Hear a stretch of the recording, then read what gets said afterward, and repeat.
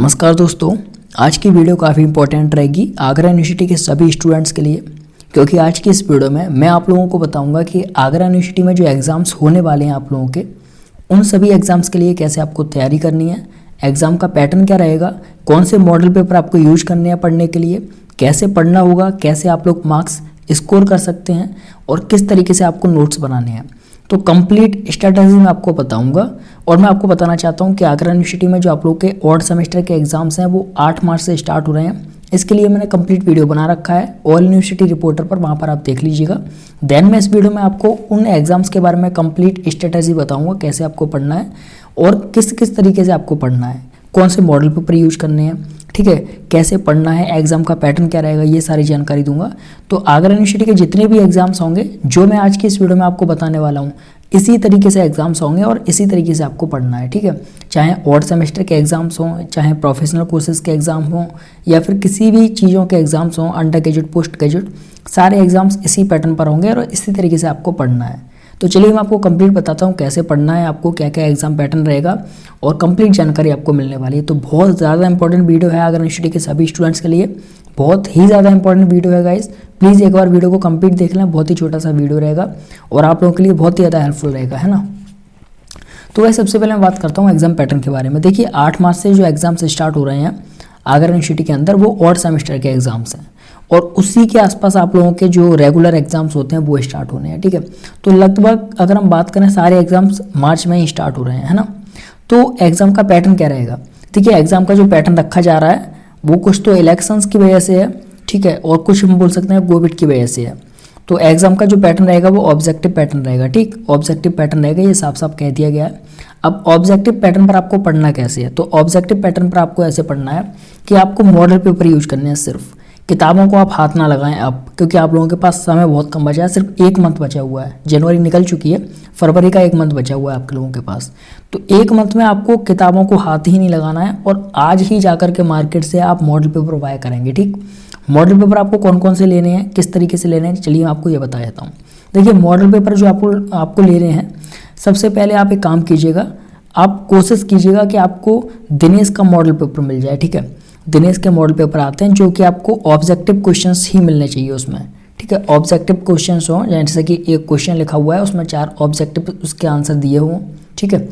या फिर अगर दिनेश का नहीं मिलता है तब आप कोशिश करें कि आप लोगों को संजय के नाम से एक मॉडल पेपर आता है, ठीक, संजय के नाम से बहुत अच्छा मॉडल पेपर मैंने पढ़ा है।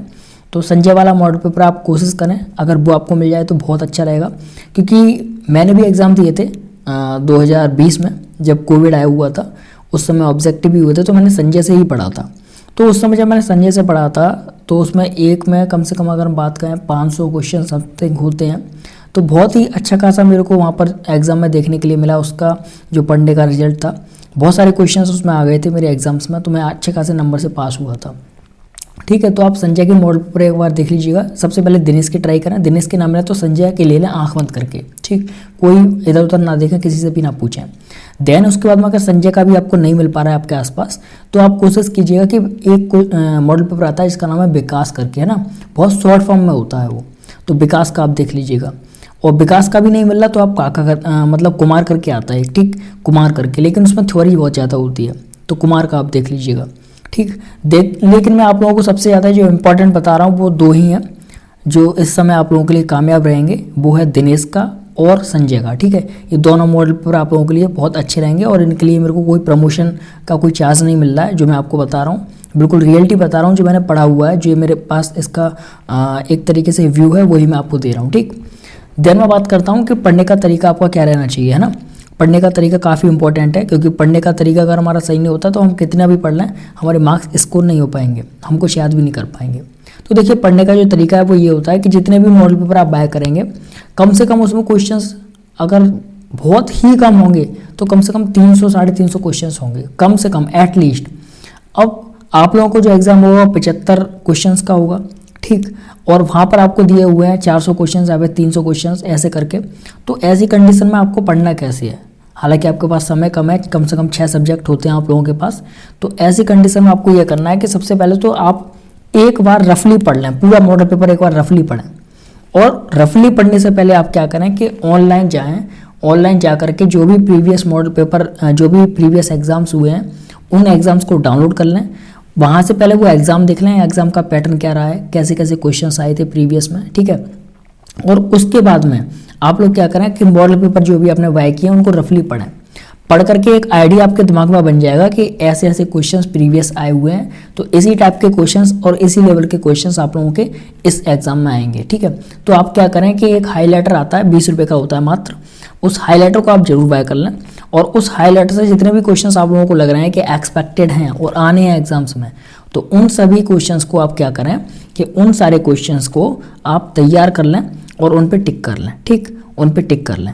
उन पे टिक करके उन्हें हाईलाइट करना है कि ये क्वेश्चन मेरे को अब दोबारा से रिवीजन करने हैं बार बार टिल एग्जाम्स, ठीक, एग्जाम्स तक मेरे को यही रिवीजन करने हैं बार बार। तो सारे मॉडल पेपर आपके जितने भी हैं उन सभी के सबसे पहले आप प्रीवियस पेपर ले लें, प्रीवियस पेपर को देख लें, आपको एग्जाम का पैटर्न, एग्जाम का लेवल समझ में आ जाएगा। देन आप सारे मॉडल पेपर को रफली एक बार पढ़ें, हाईलाइटर यूज करके सारे के सारे जो इंपॉर्टेंट क्वेश्चन हैं उनको हाईलाइट कर दें। फिर आप अपनी स्टडी करें अच्छे तरीके से। फिर कुछ नहीं करना, आपको आंख बंद करके सिर्फ उन्हीं क्वेश्चन का रिवीजन करते रहें, उन्हीं क्वेश्चन का रिवीजन करते रहें, बहुत अच्छे तरीके से आप पास हो जाएंगे, आपको डरने की बिल्कुल ज़रूरत नहीं है, ठीक है गाइस। देन मैं बात करता हूँ कि लर्निंग वाली सबसे इंपॉर्टेंट, कि कितना भी पढ़ना सर हमें याद नहीं होती चीज़ें। तो मैं एक चीज़ सबसे इंपॉर्टेंट बता रहा हूँ, मैं बहुत पढ़ता हूँ, ठीक है, अब भी इस समय पढ़ता हूँ, मैं अपनी एक अलग टारगेट पर तैयारी कर रहा हूँ। तो मेरा क्या रीज़न रहता है, जो मैंने अब तक सीखा पढ़ाई से, वो ये सीखा मैंने कि अगर आप कोई भी चीज़ पढ़ रहे हो, कितनी भी पढ़ रहे हो, जब तक आप उस चीज़ का रिवीजन नहीं कर रहे ना, तो वो चीज़ आप कितनी बार भी पढ़ लीजिएगा। जैसे कि आपने आज पढ़ी और आज के बाद में आप डायरेक्ट उसे 1 मंथ बाद पढ़ रहे हैं, ठीक है, 1 मंथ बाद या 2 मंथ बाद, तो वो चीज़ आपके दिमाग से निकल चुकी होगी इतने दिन में। तो उस चीज़ का रिवीजन आपको कम से कम 1 हफ्ते बाद या 15 दिन बाद करते रहना चाहिए। सपोज दैट आप एक कोई मॉडल पेपर पढ़ेंगे, है ना, जो मैं आपको बता रहा हूँ, जब वो आप मॉडल पेपर पढ़ेंगे तो ऐसा नहीं कि उसे आप 1 मंथ बाद छुएं, ठीक है, 1 मंथ बाद ही आप उसको पढ़ने की कोशिश करें, ऐसा नहीं करना। आपको कोशिश करना है कि एक बार पढ़ने के बाद में उसके बाद उसका एक टाइम बना दें, रिवीजन टाइम लिख दें उस पर, ठीक है, मॉडल पेपर के ऊपर, और उसी दिन उसको रिवीजन करें, ठीक है। जैसे कि आज आपने पढ़ा तो आज से 1 हफ्ते बाद आप रिवीजन कर लें उसका। फिर उसके बाद में आप 1 हफ्ते बाद रिवीजन किया, उसके बाद जब 1 हफ्ते बाद आपका रिवीजन हो जाएगा, उसके बाद में मान लीजिए कम से कम 15 दिन बाद आप रिवीजन कर लें, ठीक है, ऐसे करके करें। फिर इसके बाद में आप रिवीजन करें तो कम से कम 1 मंथ बाद में। ये मैं आपको बता रहा हूँ, ये मतलब रिवीजन करने का तरीका जो होता है वो मैं आपको बता रहा हूँ। तो रिवीजन आप जरूर करें। किसी भी चीज़ को लर्न करने की, दिमाग में बिठाने की सबसे इंपॉर्टेंट चीज़ रहती है कि रिवीजन। आप कुछ मत करो, बस बार बार उसका रिवीजन करते रहो, रीराइट करते रहो। रीराइट का मतलब होता है कि आप उसे लिखते रहो, ठीक है, तो वहाँ से आपके दिमाग में खुद वो चीज़ बैठ जाएगी। तो लर्निंग का कोई भी ट्रिक नहीं होती। देखिए आपके दिमाग में कोई ऐसा तो है नहीं, कोई मशीन लगा दी जाए जिससे कि आप जल्दी से याद कर लें या फिर आप हमेशा के लिए याद रख लें। लर्निंग की सिर्फ एक ही ट्रिक होती है, एक ही मशीन होती है, वो होती है रिवीजन, ठीक। तो रिवीजन आप ज़्यादा से ज़्यादा करें। देन मैंने आपको बताया इंपॉर्टेंट काफ़ी चीज़, मैं हमेशा बताता हूँ आपको कि नोट्स बना के ही कोशिश करें आप, है ना। अभी आपके पास 1 मंथ है, एक और 6 सब्जेक्ट है मात्र, मॉडल पेपर में ज़्यादा से ज़्यादा 300-400 क्वेश्चन होते हैं। तो उसमें से कोशिश करें कि आप 100 और कम से कम 150 क्वेश्चन, 100 से 150 क्वेश्चन के आप कोशिश करें कि नोट्स बनाना, ठीक है, शॉर्ट नोट्स। जैसे कि एक कोई मॉडल पेपर आपने उठाया, ठीक है, उसको कंप्लीट आपने कर लिया, जो भी इंपॉर्टेंट क्वेश्चन है वो सारे कर लिए।